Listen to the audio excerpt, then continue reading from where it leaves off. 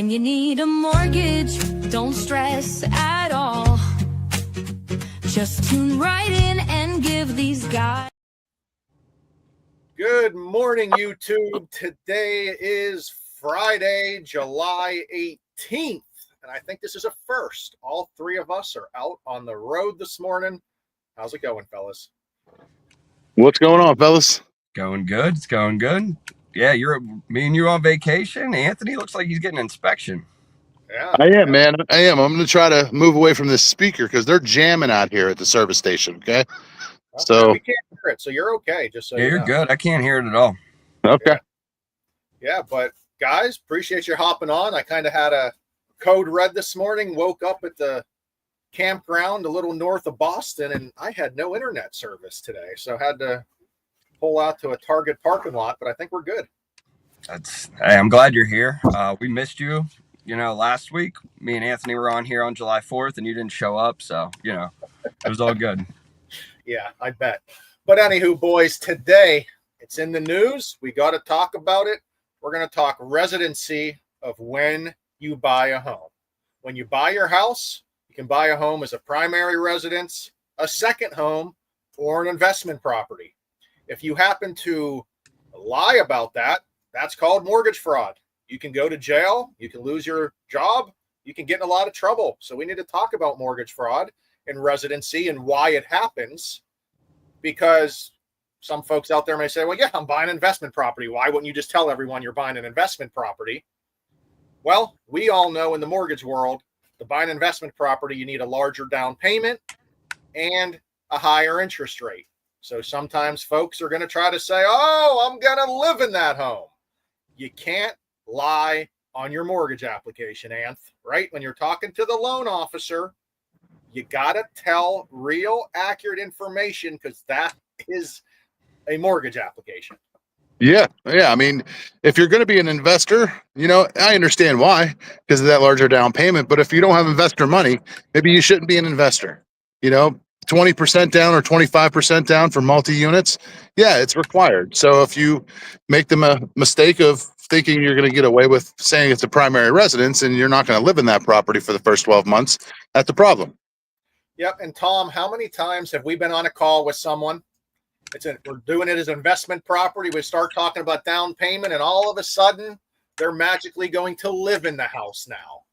Yeah, it's pretty easy to read those people out, and I kind of know when I'm working with a fraudster. It doesn't mean you're a bad person if you're a fraudster. I'm not saying that, but I know when people are being a little fishy and aren't telling the full story. Yeah. Unfortunately, it is our job to make sure that there is no fraud happening. We have licenses, right? It is our name on this loan.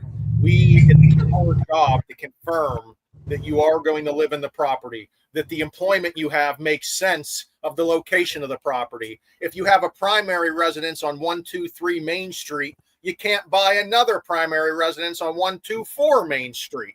It doesn't work that way. Things have to make sense. And that's what the loan officer does. That's what the underwriter does. And if you lie and get caught, mortgage fraud is a felony. I don't know how else to say it. It's a felony. That's the F word in mortgage world. I mean, it's worse than your parents taught you saying F you was the bad F word. This is the bad F word. This and mold. We're not going to go into mold today, but the F and the M word are the worst words we could hear. And again, Anth, it starts with that first conversation. Folks think, I'm just going to say I'm going to live it as a primary residence. What's the big deal? And they go down a line of committing a felony, and they don't even realize what they're doing. Yeah, I mean, it's unfortunate because it's up to the loan officer to explain, the rules of the programs. But, sometimes those clients will go off path and say they're going to live in it. But in that instance, I mean, they're only looking for trouble because, you only have to live in the property for 12 months. So if you get it as a primary residence, you only have to live there for 12 months. Do what you want after, so do it the right way. You could build a great portfolio of investment properties, and you don't have to worry about committing mortgage fraud. And same thing with second home to investment. You can get primary residence, second home, or investment property. A second home you are not making money off of. If you tell me, hey, I'm going to get this second home and I'm going to rent it out, that's not a second home. That's an investment property. So, but don't say, oh, never mind, I'm not going to rent it out because I don't want to put the 20. Come on. We are human beings that have a brain. We're not going to risk our license when you just had a conversation with us that you're going to have this an investment property. You might be able to find a slime ball somewhere else, but it's not going to be here at West Penn to do that financing for you. So no, I like my job. I like my company. I'm not going to do something to make a few $1,000s that's going to ruin my life. So No, you could find definitely. another sleazeball doing that. Yes. So keep an eye out when you're talking to the loan officer. We're going to complete financing the correct way, but you have to understand the differences. It's not just flip a coin and say, hey, I wanted to get an investment property or a second home. It all depends on your scenario. And if you're lying about the scenario, lying on a mortgage application is fraud. That's as quickly and easily as I can say it. And we don't want any of that in our area. So just keep that in mind. No deal is worth a license in your job. That's all I have to say. Yeah, I mean, if you're an agent too, if you're working with a buyer and you know they're not going to live in the property, we run so many verification checks on the back end through underwriting. It'd be in your best interest to let them know as well, like, hey, talk to your lender, or let us know, because once it goes through underwriting and they do their verifications and they're underwriting the file, there's a very good chance they'll catch it in underwriting and the file's going to be denied, or they have to get more money for closing. So it could kill the deal. Yep. I mean, that's what underwriters are there for. They're there to double check everything, employment. I mean, so many times we've had folks who talked about doing this home or that home, and it makes no sense whatsoever. And we end up denying the file. Yeah. I mean, like a family of 4 just has a 5th kid and they want to go buy a 3-bedroom house down the street. Like, no, that's not happening. We know what's happening. And they have a 4-bedroom now. Yeah. A little downsize with a new kid.